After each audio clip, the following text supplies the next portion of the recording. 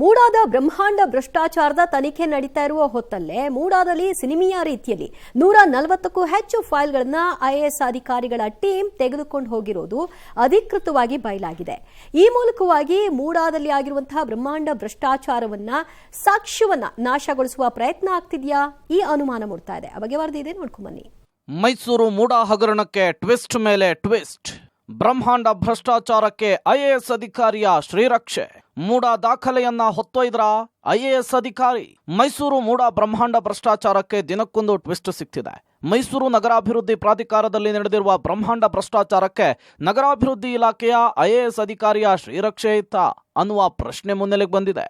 ಏಕೆಂದ್ರೆ ಲೋಕಾಯುಕ್ತ ಅಧಿಕಾರಿಗಳು ಬರೆದ ಟಿಪ್ಪಣಿಯಲ್ಲಿ ಈ ಅಂಶ ಅಧಿಕೃತವಾಗಿ ದಾಖಲಾಗಿದೆ. ಹೌದು, ಮೂಡಾದಲ್ಲಿ ಬದಲಿ ನಿವೇಶನ ಹಾಗೂ 50-50 ಅನುಪಾತದಲ್ಲಿ ಬ್ರಹ್ಮಾಂಡ ಭ್ರಷ್ಟಾಚಾರ ನಡೆದಿರುವ ಬಗ್ಗೆ ಲೋಕಾಯುಕ್ತಕ್ಕೆ ಮಾಹಿತಿ ಸಿಕ್ಕಿತ್ತು. ಈ ಬೆನ್ನಲ್ಲೇ ಮೂಡಾದಲ್ಲಿನ ದಾಖಲೆಯ ಜಪ್ತಿಗೆ ಸರ್ಚ್ ವಾರೆಂಟ್ ಸಿದ್ಧಪಡಿಸಿಕೊಂಡು ದಾಳಿಗೆ ಸಿದ್ಧತೆಯಾಗಿತ್ತು. ಆದರೆ ಸರ್ಚ್ ವಾರೆಂಟ್ ಸಿದ್ಧವಾದ 12 ತಾಸಿನೊಳಗೆ ಸಿನಿಮೀಯ ರೀತಿಯಲ್ಲಿ ಮೈಸೂರು ಪ್ರಾಧಿಕಾರಕ್ಕೆ ನಗರಾಭಿವೃದ್ಧಿ ಇಲಾಖೆಯ ಐಎಎಸ್ ಅಧಿಕಾರಿಯ ಟೀಮ್ ಎಂಟ್ರಿ ಕೊಟ್ಟಿದೆ. 3 ಅಧಿಕಾರಿಗಳ ತಂಡ ಒಟ್ಟು 144 ಫೈಲುಗಳನ್ನು ತೆಗೆದುಕೊಂಡು ಹೋಗಿದೆ. ಇನ್ನು ನಾವು ದಾಳಿ ಮಾಡಿ ಪ್ರಯೋಜನ ಇಲ್ಲ ಅಂಥೇಳಿ ಲಿಖಿತವಾಗಿ ಉಲ್ಲೇಖಿಸಿ ಲೋಕಾಯುಕ್ತ ಸರ್ಚ್ ವಾರೆಂಟ್ ರದ್ದುಗೊಳಿಸಿದೆ. ಮೂಡಾದ ಬ್ರಹ್ಮಾಂಡ ಭ್ರಷ್ಟಾಚಾರದ ಬಗ್ಗೆ ಲೋಕಾಯುಕ್ತಕ್ಕೆ ಸ್ಪಷ್ಟವಾದಂತಹ ಮಾಹಿತಿ ಇತ್ತು. ಹೀಗಾಗಿನೇ ಮೂಡಾದ ಮೇಲೆ ದಾಳಿ ಮಾಡೋದಕ್ಕೆ ಲೋಕಾಯುಕ್ತರು ಸಿದ್ಧತೆಯನ್ನು ಮಾಡಿಕೊಂಡಿದ್ರು. ಹೀಗಾಗಿ ಜೂನ್ 28ನೇ ತಾರೀಕು ಸರ್ಚ್ ವಾರೆಂಟ್ ಕೂಡ ಸಿದ್ಧವಾಗಿತ್ತು. ಆದರೆ ಸಿನಿಮೀಯ ರೀತಿಯಲ್ಲಿ ಜೂನ್ 29ನೇ ತಾರೀಕು ಮೈಸೂರು ಪ್ರಾಧಿಕಾರಕ್ಕೆ ಬಂದಂತಹ ನಗರಾಭಿವೃದ್ಧಿ ಪ್ರಾಧಿಕಾರದ ಐಎಎಸ್ ಅಧಿಕಾರಿ ಒಟ್ಟು 140 ಫೈಲ್ಗಳನ್ನ ತೆಗೆದುಕೊಂಡು ಹೋಗ್ತಾರೆ. ಆನಂತರದಲ್ಲಿ ನಗರಾಭಿವೃದ್ಧಿ ಸಚಿವರು ಕೂಡ ಬರ್ತಾರೆ. ಇದೆಲ್ಲದರ ಹಿನ್ನೆಲೆಯಲ್ಲಿನೇ ನಾವು ಇನ್ನು ದಾಳಿ ಮಾಡಿದ್ರೆ ಯಾವ ಪ್ರಯೋಜನವೂ ಕೂಡ ಇಲ್ಲ ಅಂಥೇಳಿ ಸರ್ಚ್ ವಾರೆಂಟನ್ನೇ ಲೋಕಾಯುಕ್ತರು ರದ್ದು ಮಾಡಿಕೊಳ್ತಾರೆ. ಅಲ್ಲಿಗೆ ಸರ್ಚ್ ವಾರೆಂಟ್ನ ವಿಚಾರವನ್ನು ಇಲಾಖೆಯ ಉನ್ನತ ಅಧಿಕಾರಿಗಳಿಗೆ ತಿಳಿಸಿದಂಥವ್ರು ಯಾರು, ಆ ಮಾಹಿತಿ ಯಾವ ರೀತಿಯಾಗಿ ಸೋರಿಕೆಯಾಯಿತು, ಐಎಎಸ್ ಅಧಿಕಾರಿ ಬಂದು ತೆಗೆದುಕೊಂಡು ಹೋದಂತಹ 140 ಫೈಲ್ಗಳು ಯಾವುವು, ಅಷ್ಟೊಂದು ದಿಢೀರ್ನೇ ಪ್ರಾಧಿಕಾರಕ್ಕೆ ಬರುವಂಥ ಅಗತ್ಯತೆ ಏನಿತ್ತು, ಈ ಎಲ್ಲ ಅನುಮಾನಗಳು ಕೂಡ ಕಾಡ್ತಾ ಇದ್ದಾವೆ. ಈ ಎಲ್ಲ ಅನುಮಾನಗಳ ಹಿನ್ನೆಲೆಯಲ್ಲಿನೇ ಭಾಳಷ್ಟು ಜನರ ಮೇಲೆ ಮತ್ತೊಂದಿಷ್ಟು ಅನುಮಾನ ಹೆಚ್ಚಾಗಿರುವಂಥದ್ದು. ಜೂನ್ನಲ್ಲಿ ಲೋಕಾಯುಕ್ತ ಸಿದ್ಧಪಡಿಸಿದ ಸರ್ಚ್ ವಾರೆಂಟ್ನಲ್ಲಿ ಹಲವು ಗಂಭೀರ ಅಂಶಗಳಿದ್ವು. ಮೈಸೂರು ನಗರಾಭಿವೃದ್ಧಿ ಪ್ರಾಧಿಕಾರದಲ್ಲಿ ಸೈಟ್ ಹಂಚಿಕೆಯಲ್ಲಿ ಗೋಲ್ಮಾಲ್ ಆಗಿರುವ ಬಗ್ಗೆ ಉಲ್ಲೇಖಿಸಿ ಬದಲಿ ನಿವೇಶನ ಕೊಡುವ ವಿಚಾರದಲ್ಲಿ ಕಾನೂನು ಉಲ್ಲಂಘನೆಯಾಗಿದೆ. ಎಲ್ಲ ಅಕ್ರಮ ನೀತಿಗಳನ್ನು ಅನುಸರಿಸಿ ನಿವೇಶನ ಮಂಜೂರಾಗಿದೆ. ಈ ಬಗ್ಗೆ ನೋಟಿಸ್ ಅನ್ನು ಕೊಟ್ಟು ದಾಖಲೆ ಕೇಳಿದ್ರೆ ಅಧಿಕಾರಿಗಳು ಯಾವ ದಾಖಲೆಯನ್ನು ಕೂಡ ಕೊಟ್ಟಿಲ್ಲ. ದಾಖಲೆ ಕೇಳಿದ ಕೂಡಲೇ ದಾಖಲೆಯನ್ನು ಸುಟ್ಟು ಹಾಕ್ತಾರೆ. ಹೀಗಾಗಿ ದಿಢೀರ್ ದಾಳಿ ಮಾಡಿ ದಾಖಲೆಯನ್ನ ಜಪ್ತಿ ಮಾಡುವ ಅವಶ್ಯಕತೆ ಇದೆ ಅಂತೇಳಿ ಸರ್ಚ್ ವಾರೆಂಟ್ನಲ್ಲಿ ನಮೂದಿಸಲಾಗಿದೆ. ಸರ್ಚ್ ವಾರೆಂಟ್ನಲ್ಲಿ ಕೆಲವೊಂದಿಷ್ಟು ಅಂಶಗಳನ್ನು ಲೋಕಾಯುಕ್ತದವರು ಸ್ಪಷ್ಟಪಡಿಸಿದ್ದಾರೆ. ಒಂದು ಅಂಶವಂತೂ ಬಹಳ ಗಾಬರಿ ಹುಟ್ಟಿಸ್ತಾ ಇದೆ.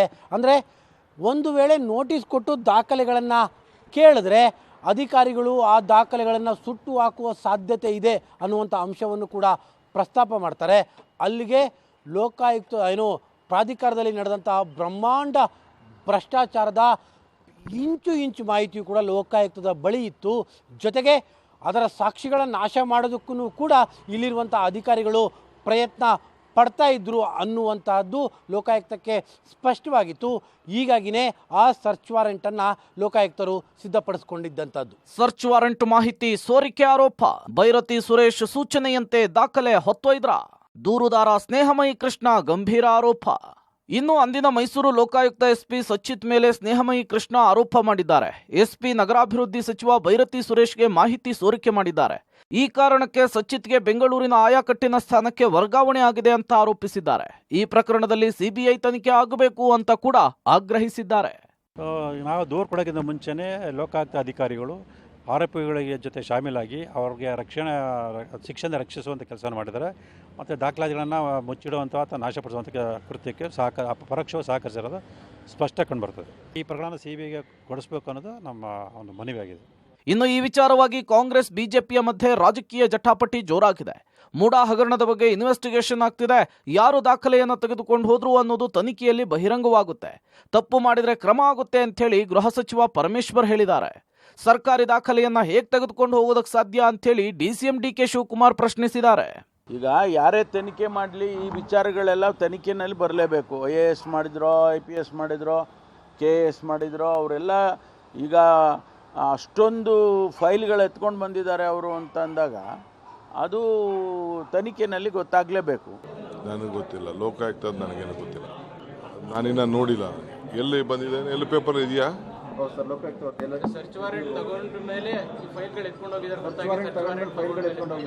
ಹೆಂಗೆ ಎತ್ಕೊಂಡು ಹೋಗಕ್ಕಾಗ್ತದೆ? ಇನ್ನು ಐಎಎಸ್ ಅಧಿಕಾರಿ ತೆಗೆದುಕೊಂಡು ಹೋದ 140 ಫೈಲ್ ಯಾರದ್ದು? ಸಿಎಂ ಸಿದ್ದರಾಮಯ್ಯನವರದ್ದ, ಭೈರತಿ ಸುರೇಶ್ ಅವರದ್ದ, ಅಥವಾ ಇನ್ಯಾವ ರಾಜಕಾರಣಿಯದ್ದು? ಈ ಬಗ್ಗೆ ಮೊದಲು ತನಿಖೆ ಆಗಬೇಕು ಅಂತೇಳಿ ಬಿಜೆಪಿ ಆಗ್ರಹಿಸಿದೆ.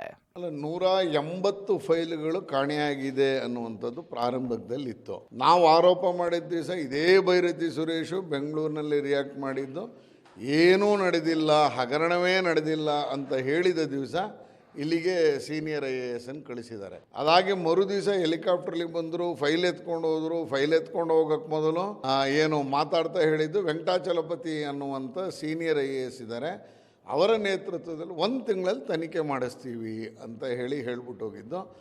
ಆ ಸಂದರ್ಭದಲ್ಲಿ ಅವರೇನಾದರೂ ಸೀನಿಯರ್ IAS ಎತ್ಕೊಂಡು ಹೋದ್ರ? ಇವ್ರು ಹೇಳಿದ ವೆಂಕಟಾಚಲಪತಿ ರಾಜು ಅವ್ರ ಹತ್ರನೇ ಫೈಲ್ಗಳು ತೆಗೆಸ್ಕೊಂಡು ಹೋದ್ರ? ಈಗ IAS ಅಧಿಕಾರಿ ಅವನು ಮಾಡಿರೋ ತಪ್ಪನ್ನು ಮುಚ್ಚಾಕೋಣಕ್ಕೋಸ್ಕರ 100% ಈ ತನಿಖೆ ಅಂದ ತಕ್ಷಣ ಅವರು ಅಲ್ಲಿಂದ ದಾಖಲೆಗಳನ್ನೆಲ್ಲ ಮಾಯ ಮಾಡಿರ್ತಾರೆ, ತಿದ್ದಿರ್ತಾರೆ, ವೈಟ್ನರ್ಗಳು ಹಾಕಿರ್ತಾರೆ. ಇದ್ರ ಬಗ್ಗೆನೂ ಕೂಡ ನಾವು CBI ತನಿಖೆ ಆಗ್ರಹ ಮಾಡ್ತಾ ಇದ್ದೀರಿ. CBI ತನಿಖೆ ಆದರೆ ಮಾತ್ರ ಇನ್ನಷ್ಟು ಮೂಡಾದ ಹಗರಣಗಳು ಹೊರಗಡೆ ಬರುತ್ತೆ. ಒಟ್ನಲ್ಲಿ ಮೂಡಾ ಭ್ರಷ್ಟಾಚಾರದ ಫಲಾನುಭವಿಗಳ ಪಟ್ಟಿ ಬೆಂಗಳೂರು ತನಕ ಬೆಳೆದಿರೋದು ಸ್ಪಷ್ಟ. ಮೂಡಾ ಭ್ರಷ್ಟಾಚಾರದ ಬಗ್ಗೆ ಇಲಾಖೆಯ ಉನ್ನತ ಅಧಿಕಾರಿಗಳಿಗೂ ಕೂಡ ಮಾಹಿತಿ ಇತ್ತು. ಮಾಹಿತಿ ಇದ್ರೂ ಕೂಡ ಅಕ್ರಮ ತಡೆಯಲಿಕ್ಕೆ ಮುಂದಾಗಿಲ್ಲ. KP Nagaraj, public TV, Mysuru.